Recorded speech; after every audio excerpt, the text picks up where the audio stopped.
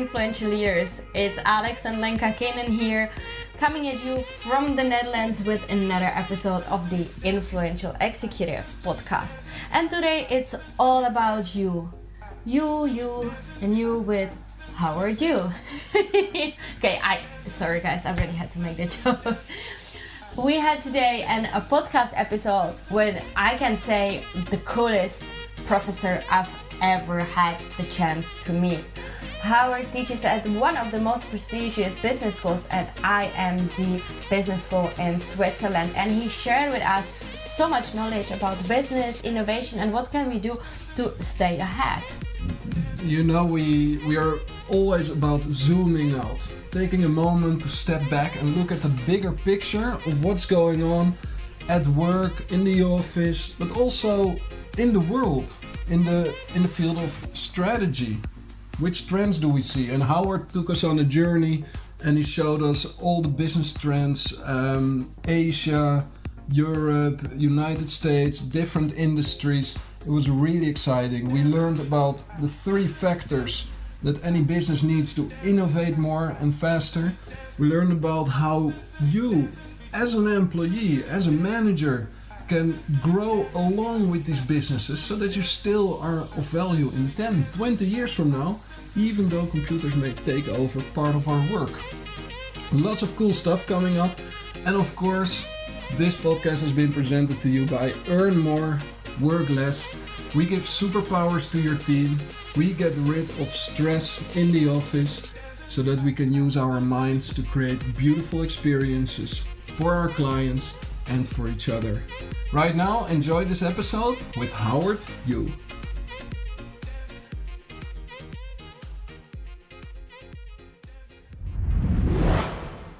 Howard, welcome to the Influential Executive Podcast.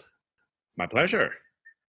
We're very excited to have a business professor in our episode right now, because much of what we talk about is with coaches, is about the practical side of things.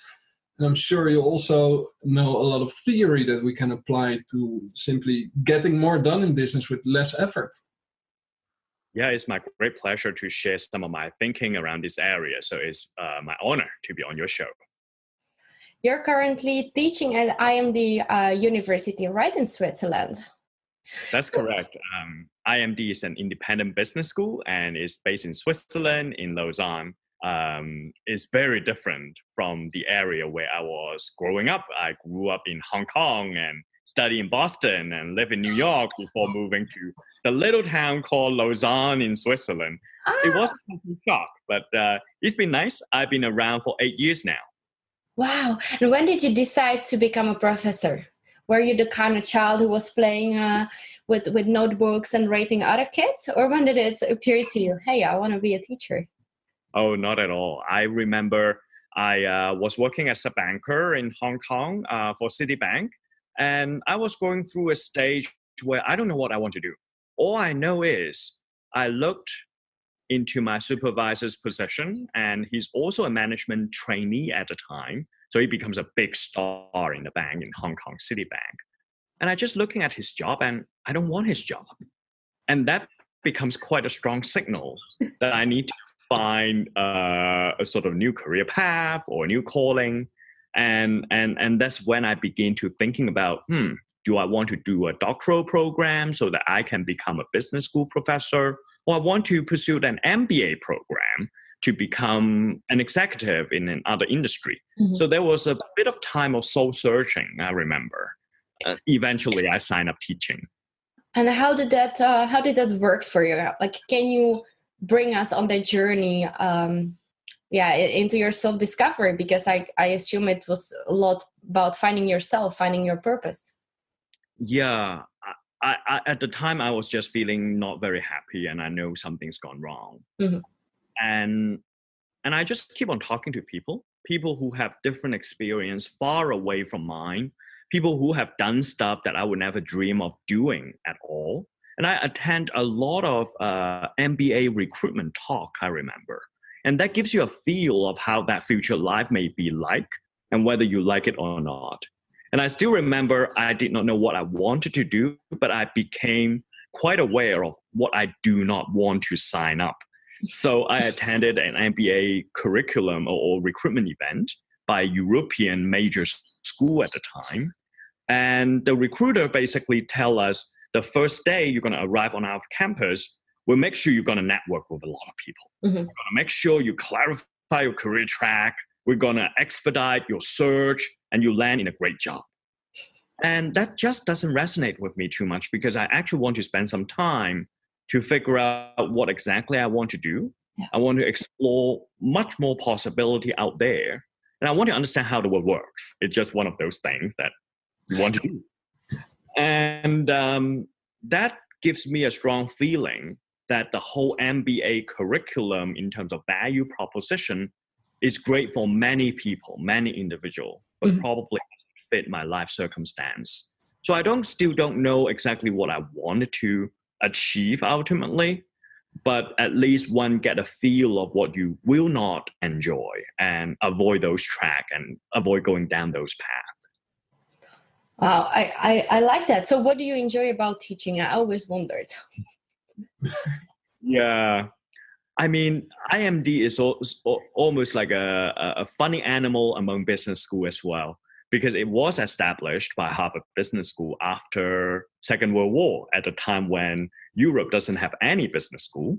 So Nestle, who is an early sponsor from IMD, went over to Harvard and talked to Kenneth Andrew, who is the mentor of Michael Porter. So people who are in the business school all know Michael Porter, talk about Michael Porter 5 forces. So his mentor was advising Nestle. And Nestle at the time wanted to build up a corporate training center. Now, Harvard being Harvard, they told Kenneth Andrew, no, you want to set up a business school so that there would be other executive from other sector can have a conversation with Nestle manager so that you get to learn from others. And so this is how IMD built up. So from day one, it's very focused on executive education. What I like about my job now is I don't teach MBA and I don't teach undergraduate student because we had a very, very small curriculum for MBA. Majority of our activities still on executive education.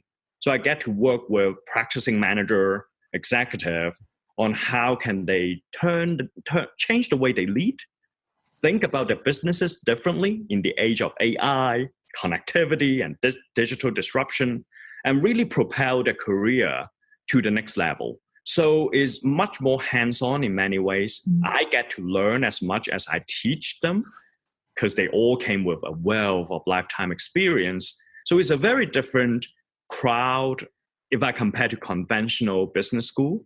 And I've been doing my job for the last 7 years, and there's still not a day feeling bored or tired yet. Hopefully it stays for another decade. That must be amazing. If I think back of my time in university, I did 2 masters in Rotterdam Business School in business as well. And then I started my actual working career. And suddenly, everything I learned in this 5.5 years of theory, it started to make sense. Right. But it was too late to close the loop and go back to the theory. Yeah. Because I finished my studies. So now you combining the practice with theory, I can imagine that it gives some pretty powerful outcomes. Yeah, and as you talk to executive and managers, they always find it's so important to take time off to reflect and make sense of their own experience so that they can really improve their performance to the next level. I think the biggest problem among senior executive or even any middle manager these days is we're too busy. We just keep on, plan, do, and we never get any opportunity to reflect our own action, to observe what we've done so that you can do stuff differently and try different tact and learn from others. So I think you're spot on, right? As an undergrad, we get the opportunity to learn all this theory, but we lack the opportunity to practice. Once we're in the battlefield and there is no time to step back to judge whatever choices that we've been making day in and day out, are they optimal? The tasks that I'm doing day in and day out, things that I keep on the top priority, does it serve my company? Does it serve my team? Does it serve my personal ambition? Does it contribute to my own well-being? We rarely have that chance to take a step back. And I think that learning how to learn and continue to go back, may it be a business school or other professional school or even a different degree, I think that is absolutely critical to human flourishing. Yeah, I can imagine. One thing that we found in the work we do is that learning is always a priority over producing. Not always, but when there's no emergencies and you use every opportunity you have to also take some distance and learn from what is happening, that way you create much faster growth, your own understanding of things, and so the choices that you make. Absolutely. And what is true at the individual level is also true at the team level, as well as organization level, which is why I often see leading performing companies, they would have executive and manager are intensely curious themselves. They're not necessarily just eager and excited about their own sector. They're also extremely curious about what's going on around the world. And it's that breadth of understanding and diversity of perspective at the company level that oftentimes distinguish leading companies versus those who get stuck in the middle. Awesome. Do you have an example, and I'm sure that this happens a lot, where one company is really struggling with something and the other one says, but then you just need to do this and this and this. Yeah, I think you touches on a fundamental element that I cover in my book as well. In the book Leap, in the second part of the book, I kind of looking at how can company really broaden up or open up that aperture for innovation. Because if you try to do more or less the same in trying to solve more or less the same problem, there's rarely any breakthrough. And oftentimes what we see is from very engineering, scientific driven organization, all the way to sort of FMCG or consumer packaged goods organization. If they were to accelerate certain innovation agenda, they have to embrace open innovation in the sense that you explore how other sector works and behave. And also to the extreme, you put that challenge in the hands of individuals outside your own organization so that they can co-create, they can discover new means. And the best company, they will come up with tool, they will come up with a really concrete method to allow this external inventor to create something and buy back from this external creator. So there are examples, I'm happy to go deeper, from NASA to DARPA, this government agency, all the way to DSM, a Dutch nutritional company, all the way to consumer packaged goods in China. How do they use this idea of open innovation, not just co-create, but empower the external community to solve their own problem, which much faster and more efficient result? Can you give a concrete example of a certain policy that has been put in place in such a project? Sure thing. So a great example, and the most probably one of the craziest example, is a smartphone manufacturer from China. Its name is called Xiaomi. So many of us in Europe may not have heard of them, but in India, they have already surpassed Samsung as the largest cell phone manufacturer and seller in India. Now in China, it's number 3. Now this is curious because it is really a startup. It's less than 7-year-old. If you think about smartphone industry, it's really hard to compete. You have Apple and Samsung. On the low end, you have Huawei, ZTE, Lenovo, this big manufacturer. Xiaomi as a startup should have no chance. But they succeed, and they went listed in Hong Kong Stock Exchange last year. Its market valuation today is around $74 billion, which is exactly the same valuation as Uber. So we're talking about someone quite big. As I was interviewing this company, I noticed they do everything differently from Apple and Samsung and Huawei. the way they conduct R&D, research development, they don't rely on in-house talent. So Apple is simple, right? We're going to build the best product in the world. We're going to invent ourselves and change the world. Huawei, the Chinese copycat, if you will, they're sort of looking at what do people do, and we're going to quickly copy them and be fast follower. And, Samsung have pursued that strategy as a fast follower strategy for a long time. What Xiaomi have done is they take Android as an operating system, we know, but they put on what they call an Android skin. So think about, you can customize your Android phone by using a skin that is very easy for you to program. So you don't necessarily be a software programmers, but you can invent new features.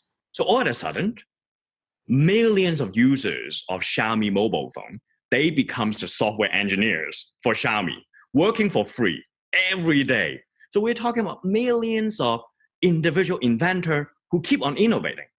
So every Friday, 5 p.m. Beijing time, Xiaomi would launch a new operating system. People talk about that. And that becomes the first wave of rapid innovation for Xiaomi to become so good in what they do.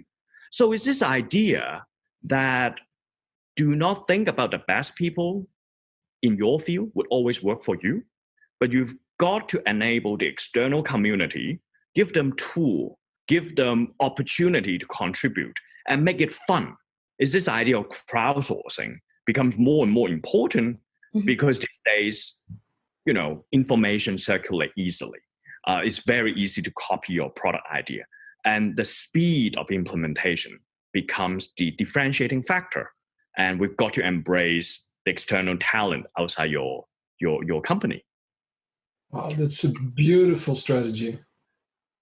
Yeah, and again, consumer electronic is one, but we continue to see, for example, DSM from Holland, they really use open innovation as an idea to also accelerate their product development.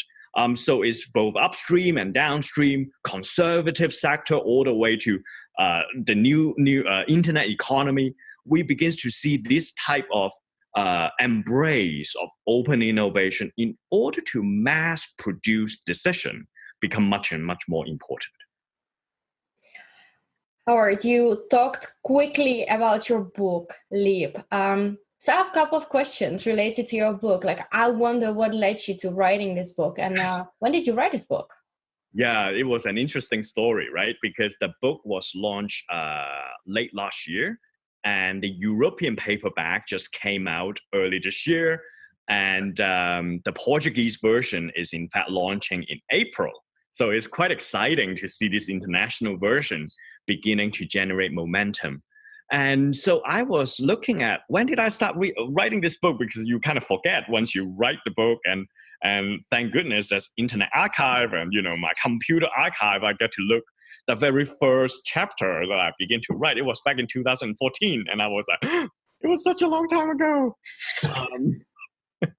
So the idea that I write this book is out of my daily conversation with executives. And the title is, of course, Leap and How to Thrive in a World When Everything Can Be Copied. And I remember a lot of the time in a conversation with a manager, one of the biggest complaints that they have is that they find it very hard to differentiate their product in the marketplace. Their product continue to subject to all kind of pricing pressure. There are low-cost competition coming in.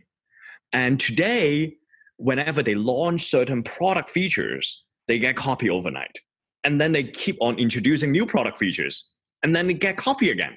And while they keep on innovating faster and faster, they see their cost structure continue to increase because R&D is more, marketing dollars more.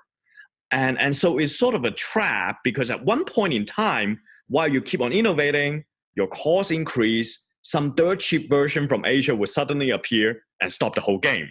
So that was a big complaint from all executives across different sectors of the economy. I'm talking about electronics to consumer packaged goods to hotel, travel industry, healthcare. They all face the same issue. So that becomes the initial thrust for me, trying to understand, well, in a world when idea can easily get copied, how can pioneering organization Some of them are from the West, some of them are from Japan. Either way, how can they continue to prosper over the long run? And when I'm thinking about copying, getting copied, these days, even your internal knowledge, things that you know in your head, can get easily translated into an algorithm in smart machine, and overnight, it can get copied as another smart algorithm and scale. So individually, we also getting affected. How can I make sure my career, my expertise would continue to be valued in the age of AI? So that becomes the initial thrust for me to really investigate and develop this book idea. What were the findings that you share in the book? Yeah, so one key element that I learned is pioneering company stay on top of competition is not because they do their operation slightly better than others, but from time to time, historically, they need what I say leap to the next knowledge frontier. I'll give you a very concrete example. In a lot of industry, what we know is when the industry itself, in terms of the underlying knowledge, stagnate, sooner or later, the latecomer, the copycat, would reach the similar performance, which is why historically, when General Motors, Chrysler, Ford, they make cars, great cars. After the Second World War, they get caught up by Toyota, Honda, and then it's Kia, Hyundai from Japan, from South Korea, and today the Chinese manufacturer. You see the same thing in personal computer, right? Historically, is Compaq, Hewlett Packard, NEC, and then today is Lenovo, is Acer, is the Asian company. Mobile phones, the same thing, except for Apple, pretty much goes to Samsung and Huawei. So, but then there are exceptions. Industry that pioneering company continue to stay on top is the underlying knowledge change. You think about pharmaceutical industry, right? Pfizer, Novartis, Roche, these pharmaceutical company continue to be the leading player of the industry. It's not like there are Chinese drug maker displace these guys like Detroit gone rustic. In Basel, where the headquarters of Roche and Novartis situated, is a thriving city. Pfizer is still very successful as a global pharmaceutical industry. What I learned from my research is for pharmaceutical company, the reason they stay on top of competition is not just patent, it's not just FDA approval, but they really shift their underlying knowledge. Historically, 2 centuries ago, is all about organic chemistry. Then it's the study of microbiology, penicillin, antibiotics. It's all about bacteria. Today it's DNA, genomics. So it's this shift of technologies and discipline that allow pioneering company to stay on top. Versus you think about a car manufacturing. These days, unless we're talking about EV and self-driving car, we can talk about that later. Historically, it's always about mechanical engineering because it stays stagnate, latecomer catch up. So that's the fundamental reason why certain pioneering company can prosper over the long run when others couldn't. And once you understand that, the reason why everyone rush into artificial intelligence, everyone rush into advanced robotics begins to make sense because they do represent the next frontier of knowledge. One thing that I'm always looking at is examples of companies that have made operational excellence into a driver for innovation. And the reason why I'm asking specifically about this is that the way that we view organizations more than anything else is like a collection of human beings. And together they form an energy field that is the organization. But still, there's human beings inside, and they communicate every day. They ask each other questions. They make decisions. And once you put the right management structures in place, have the right people speak with the right other people, with the right information at hand at the right time, asking the right questions, magic can happen. Do you have any organization that uses this as a driving force for innovation? Yeah, so this is really interesting, right? In order to drive innovation, I think there are the prerequisite as well as very important behavior by senior management team. So there are almost like precondition, if you will, like diversity of perspective, right? If your organization all are in-house homegrown talent from one region having the same mentality, it's pretty hard to innovate over the long run. And the typical example, if you're thinking about a big car company in Germany, and if they don't have a diverse sort of distributed research center, if every car guys are from the same region within Germany, it's pretty hard for them to come to grip to understand, well, people may not want to drive. In fact, people just want to be transported from point A to point B. Driving is not fun. Driving may be fun for the old generation, but for the next generation, the millennial and beyond, they might not think driving is fun. Living in the city, mega city, and getting everything walkable distance may be a more preferred lifestyle. So there is certain like diversity in perspective is a prerequisite. The core health of the organization in terms of the existing product is also important, because it's so hard to innovate or spend energy to innovate when your core business is in decline. So you need to innovate when time is still on your side, for sure. And then the third is tying to what you said before, is something to do with the organizational structure, that we need to allow employees having the right perspective, having the right mindset, and having the right ambition, is able to experiment fast and learn quick from the marketplace and scale up any early success. Big company running into trouble because they thought whenever a project idea getting approved, we're gonna just implement as of plan and never look back. But in fact, what we observe from startup companies to any fast agile organization, failure is inevitable. And you don't know what you don't know until you try it out in the marketplace. And so it's this idea, how do you create that freedom for ambitious, competent manager to try things out and not getting punished because in the face of uncertainty, rather encouraging them to learn and scale up that lesson. That becomes important. And within a large, complex organization, it's not always easy. Howard, do you work only with big corporates, or do you also work with small companies? Yeah, for small company, what we tend to do at the business school, we run consortium, because it's the value of the network. What you want to do is to bring entrepreneur together to mingle with big company executive, because this is the two worlds that are so different. About talking to one another is actually magic can happen. Particularly these days, people talk a lot about digitization in the realm of healthcare, aviation, or legal work or banking.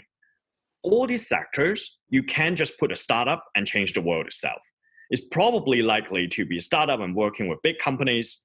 They're highly regulated, everyone doing the best in their own activities. And it's this strategic alliance between the two. So we do a lot of consortium so that startup can get exposed to big company to understand, if we were to be a part of a corporate endeavor, well, there are certain language we need to know. And for big company, they also need to understand how entrepreneurship actually work. They may not be great in making PowerPoint and, florid vocabulary, but they really are close to the marketplace. They know how things work. They are close to the customer. So it's not holding them accountable for their own action. Of course you do, but the kind of key performance indicator will be different. How you measure their success will be different. And it's this type of dialogue, and seeing is believing, right? We can always do case study, but having this dialogue between the big and the small actually creates a lot of value we see. Yeah, I really appreciate the fact that you bring two completely different worlds together, and it becomes way much more practical than just the theory. Now, you were listed as one of the top world's professors, or a business professor under 40, right? What do you believe that that why did people nominate you? Why don't people what? Why did people nominate you, or who did nominate you, and why do you think that they did so? Oh man, so that was an anonymous nomination, so I still don't know who nominated me. But I remember I did some coaching for the EMBA curriculum. It may be that, I still suspect. And at IMD, we also run expedition. So that is one of my favorite, and I suspect some of those nomination came from that program. So we basically spent a week over in China to visit 2 cities. And so that must be my fan base, where we basically explore Shanghai as well as Suzhou. We take the high-speed rail between the 2 cities. And what we try to learn from that program is, we all know about how Silicon Valley innovate. But somehow China is also moving very fast. So we want to understand what exactly is that Chinese entrepreneurship that look different or maybe similar to the Western type of Silicon Valley playbook, because they will never talk about the same way, but maybe there are behavioral elements that are universal. The pursuit of a big dream, perhaps, or the pursuit of growth and how do you scale and be close to the marketplace. So we basically spend a week over in China. Many of them don't speak a word of Chinese, but we put them in touch with translator in between to interact with local manager. Many of them young, they're still wearing, same thing, t-shirt, sneakers, working startup in Alibaba Innovation Center. So they have fun along the way. What I did is simply try to be the cultural translator. When there are misunderstanding or key lesson learned that they don't really know, or asking question the way you get the result. Because you're not gonna get a lot of information if you be too forefront asking about the political question. If you want to ask that question, you need to frame it appropriately. So I think it's that cultural translation. Maybe people appreciate that and they may be behind the back and nominate me. But despite so, is 40 under 40. I have only 1 more year to go. I'm 39 now, so going off the cliff soon. Speaking of diversity as a driver for innovation, your background is so diverse that I can imagine that you have created a truly unique perspective in the field of business and strategy. So what I would love to do is take all of this and look ahead into the future. Yeah. So Howard, 10 years from now, what will be the largest company in the world? Wow, that's a really, really crazy and scary question to ask. It's almost like, would Amazon still survive as is, right? Or would Facebook still survive? So let me back it out a little bit. So the biggest company, let's talk about the company attribute. If whether it's Amazon or Facebook, if they were to succeed and continue to become the biggest one, or like Apple to be the biggest one, what that would look like. I think there are a couple of things. One is the idea of controlling a platform, because these are all platform companies, from Google to Facebook to Apple. They have the App Store, and Amazon, they essentially selling third-party merchants as well. These are all platform companies. But I think in 10 years from now, one thing is the sort of machine learning or algorithm or the filter of your news feed today is so opaque, will be completely transparent 10 years from now because of societal expectation, because of consumer backlash, because of policymaker. So the idea today, the algorithm inside Amazon or the algorithm inside Google or Facebook are proprietary. They can protect secret source, no one can scrutinize. I think in the future, the biggest company, they will pretty be open in terms of allowing at least data scientists or computer scientists to scrutinize on a regular basis.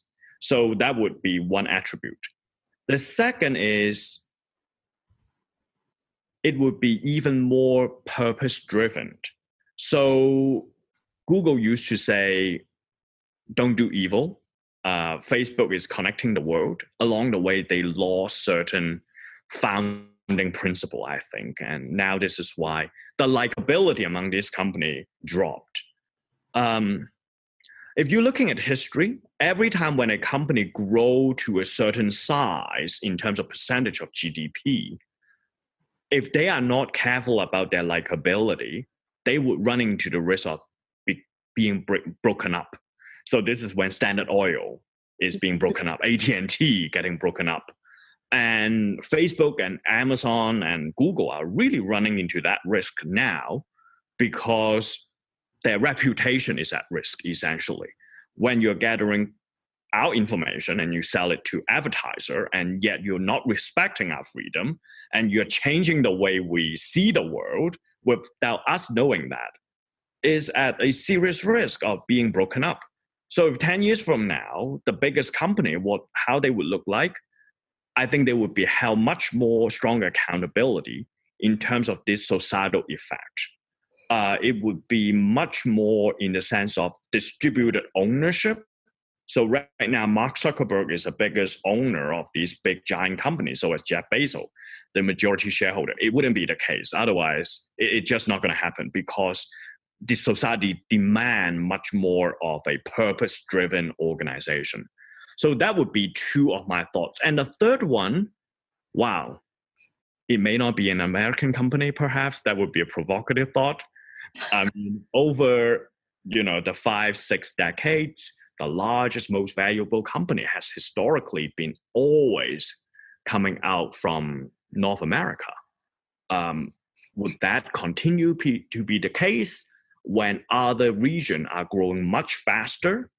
If their economy on other parts of the world become larger, it may not be an American firm anymore. So this would be my hatch around your question. In short, I don't think Amazon as of today looking like, or Apple the way they look, will allow them to become the largest firm in a decade. I love it. This is very insightful. And can I build on it a little bit? Of course, you can build on it. So one thing I keep hearing, I always listen to words very carefully. And one word I constantly hear is fast.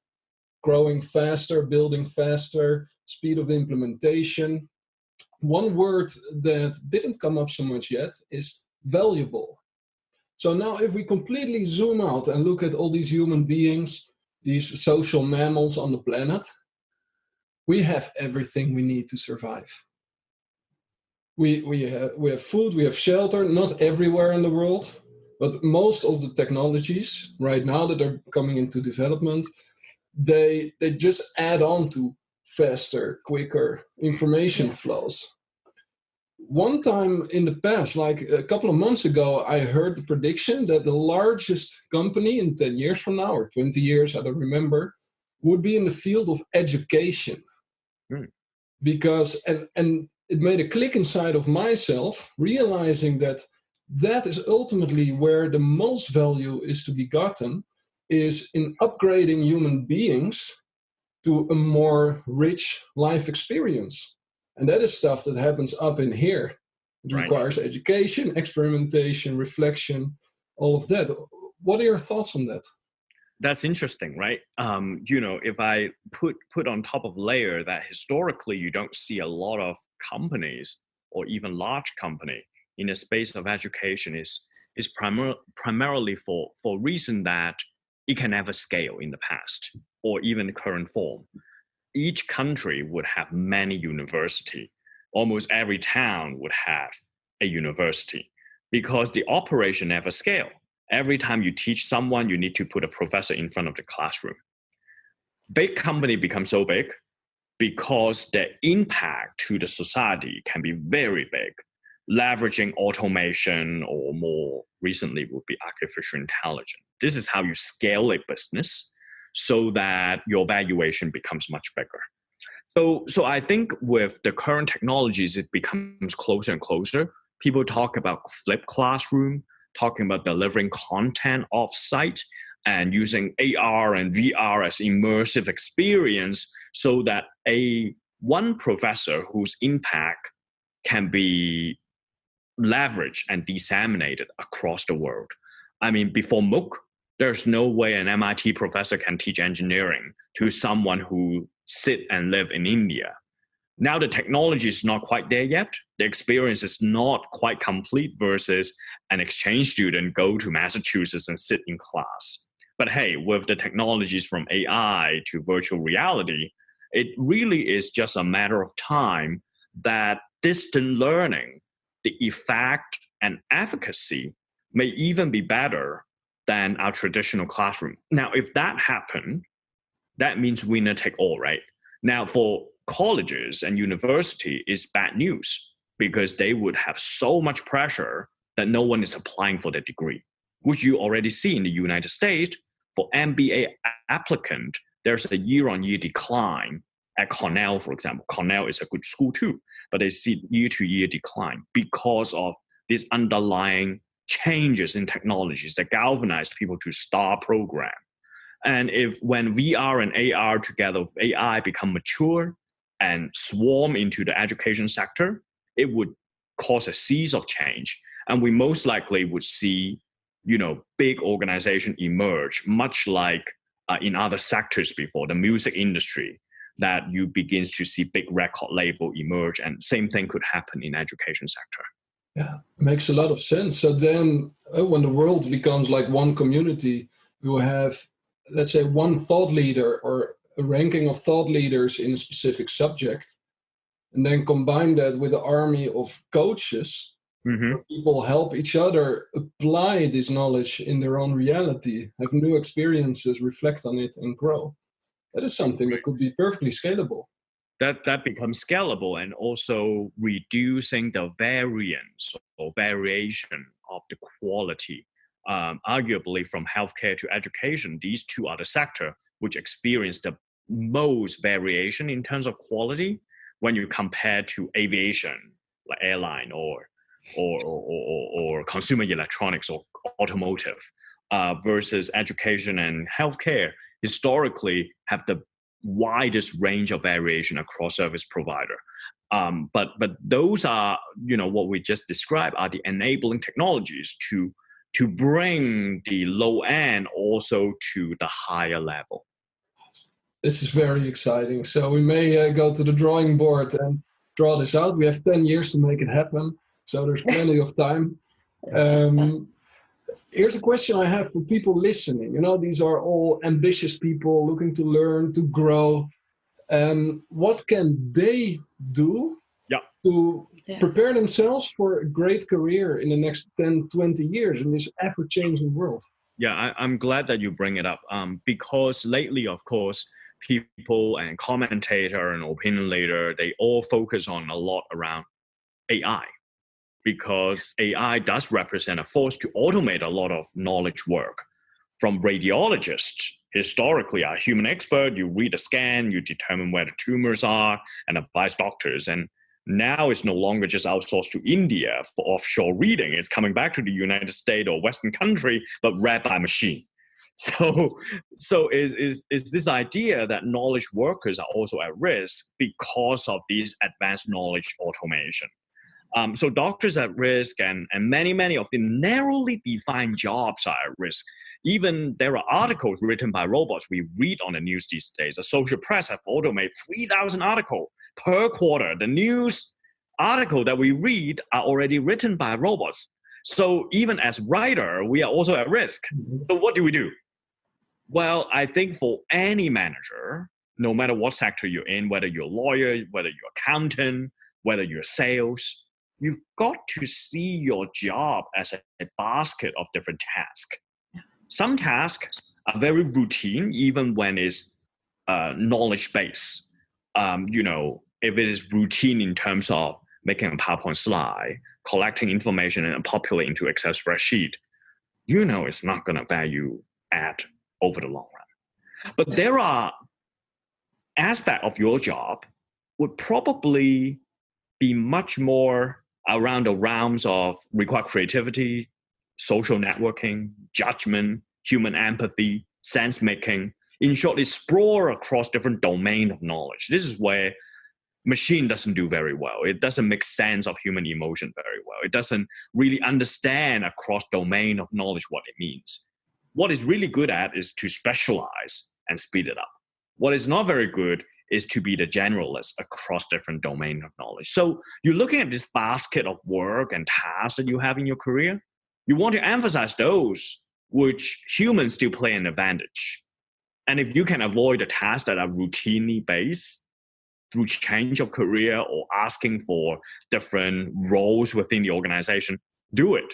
And once you see that as an impetus, then you can navigate your career in much more effective manner. The last thing is, I always said, don't get your daily agenda to be captured by your email inbox. The manager gets so busy that they rarely set their own agenda, right? The thing that they do is because of the email inbox. This is a bad idea, because the last thing you want is to become a human router of information in the age of AI. That just makes no sense.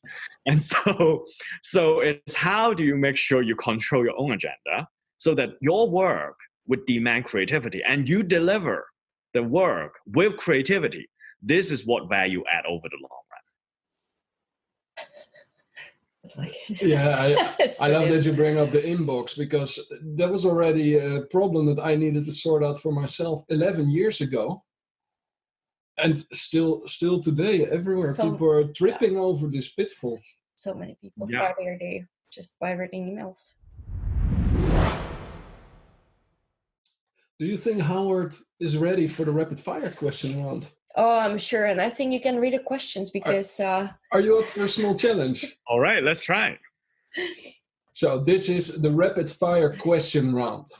And we integrated this round to mix up the interview a little bit and to test how fast you react and how your subconscious mind responds to certain words and prompts. I probably fail in that department, but let's go. That's all right. You're a university professor, so we give you some extra space to think. We will state words, and the challenge is to answer with one word. Mm-hmm. So, association. Okay. First word. Leader. Followers. Inspiration. Aspiration. Thinking. Doing. Feeling. Perception. Innovation. Renovation. Science. Art. Team. What? Team. Oh, team leaders. Freedom.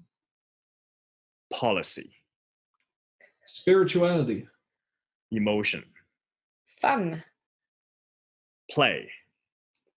Money. Status. Vacation. Dislocation. I love that. Intuition. Judgment. All right. Now we just ask you a normal question. Still, you answer with one word. All right. What is the purpose of life? To have a sense of well-being. What is currently on top of your bucket list? What does bucket list means? Top priority? Oh no, you must work too much if you don't know what bucket list is. But bucket list is the list of experiences you want to collect in the future. So things you really want to have or experience. Like bungee jumping. Okay. All right. Meditation. A sense of peace. Freedom. Give you one more.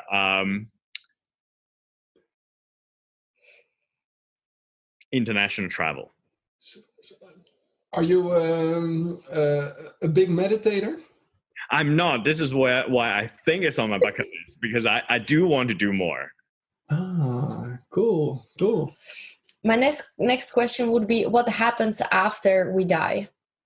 After we die. Well, wow, it's hard to. I won't say nothing, but it must be something. How do you say that? To transcend back to the network.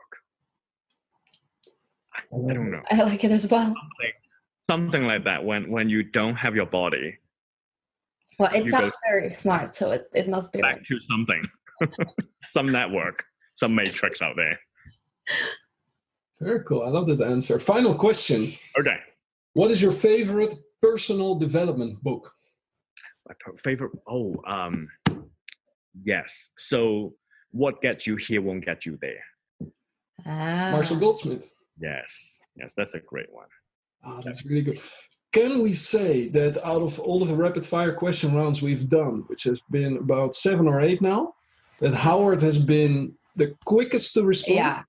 Honestly, I was really surprised. Not that I underestimated you. Okay. It's just so rare that people answer so fast. It's like, did it really come from subconscious mind? Or did you have to think? I think a little bit, but whatever came to my mind, I just tell you. So there's no filter. No, there was no filter. It. This was directly to the subconscious mind, and that's was really cool. Thank you very much. Well done, also. Thank you. My goodness. Howard, before we close off, is there one final lesson or message you would like to pass on to anybody listening right now? Yeah, I guess never stop learning. Be curious and be bold. Never stop learning, be curious, and be bold. Be bold. Ah, interesting. Why is it interesting? Well, because immediately comes to mind, like, if I have to be bold, then I would like to ask you, Howard, would you like to spend some more time in another moment thinking about how we can create this largest organization for 10, 20 years from now, taking all these pieces of the puzzle that we have, putting it together, because, you know, it took Twitter only 2 years to conquer the world, so we have plenty of time. It's just a matter of putting that puzzle together. Exactly. I think there's a real need on that too, and the environment is ripe for disruption, as they say in the Valley. Awesome. Let's do it. Howard, for all the people out there who say, I want to learn more about you and I want to buy your book, where they can find you? Yeah, they can find me on my personal website is www.howard.org. So that's HOWARDYU.org. And they can connect me on LinkedIn, and my Amazon is from Barnes & Nobles to Amazon. There's the French version, there's the Portuguese version, the Chinese version is coming out. So let's stay connected and continue with the conversation. It's awesome to be on this show. Brilliant. Howard, thank you so much for being here, for sharing all your knowledge. I loved this conversation. I enjoyed the conversation very much. So thank you so much for having me around here. Thank you so much. Thanks a lot.